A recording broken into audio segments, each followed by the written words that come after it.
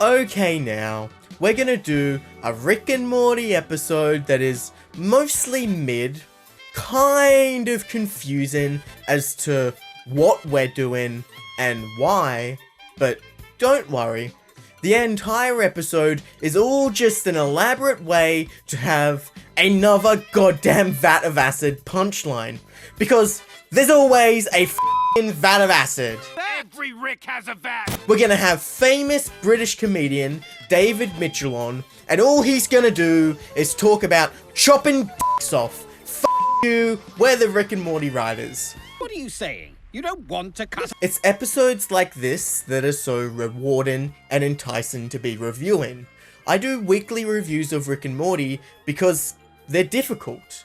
You never know what's going to happen, they're complicated and nuanced. It takes time, effort, and attention to untangle the wicked weaves Dan Harmon and his writing team have made.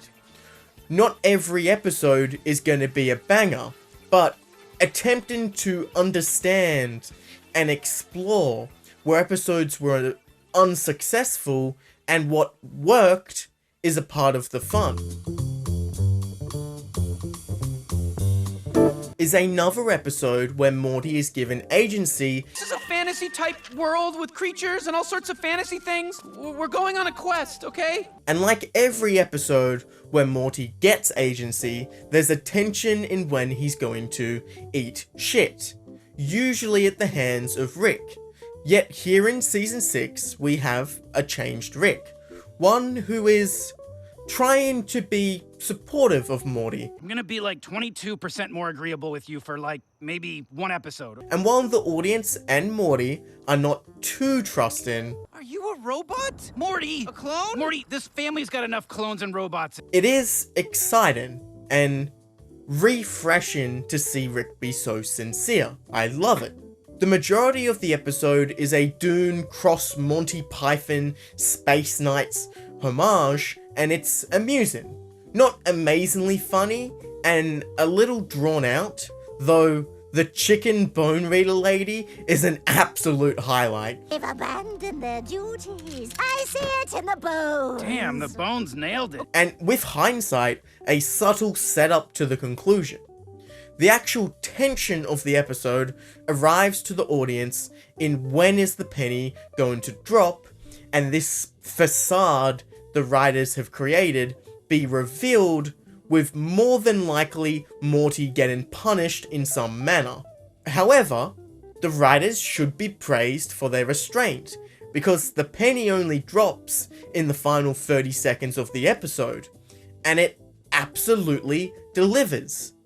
Let me explain. With hindsight, a Rick and King Mortar's Mort is an especially clever episode. The introduction starts with Morty getting a call to action with some medieval sun knights. Morty and the audience are hesitant. You know what? Maybe you made a bad call. He doesn't want the sword. I didn't say that. Well, you sure aren't taking it. Would you just take a random... Obviously I would, yes, and I did. Best decision of my life. Because, as I said before, whenever Morty gets agency, he's usually punished. Think back to the Space Cloud episode, or the Snakes episode, or the Narnia episode, and the more direct inspiration, the Vat of Acid episode. Now, as expected, it's eventually revealed in the introduction that another member of the Smith family will have to cut off their dick for the sake of the galaxy. And you would give your penis? Now just cut off your penises and throw them into the sun.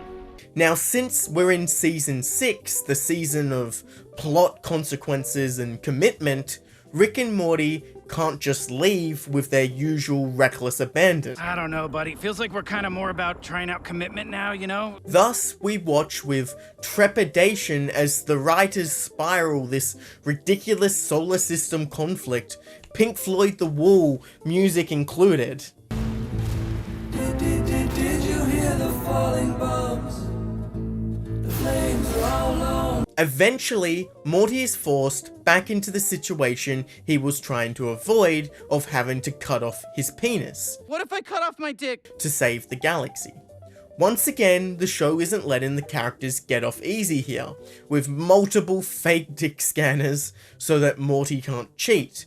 And with that, we reach the conclusion, which is yet another vat of acid. What is this? Vat of acid again? Much like the introduction, the entire episode plays off the audience expectations that Morty would be punished, and when the facade is broken, it is in fact the audience who have been tricked.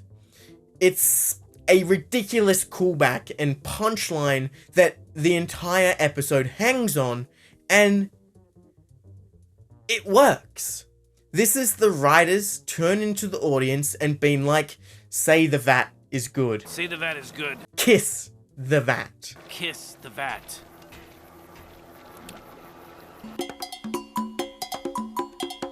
While a Rick and King Mortar's Mort may not be a top tier season 6 episode, especially following up last week's amazing analyzed piss, I do think it's better than the dinosaur episode, and still strongly planted in the territory of good.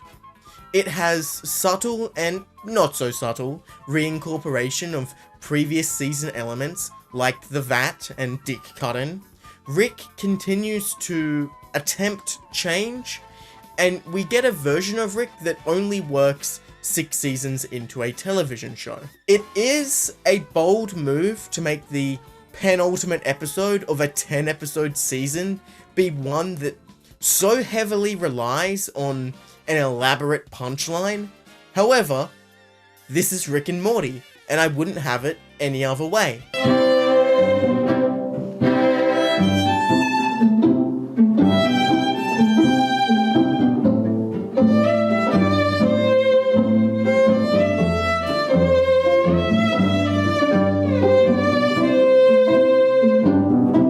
Don't forget to click below to subscribe.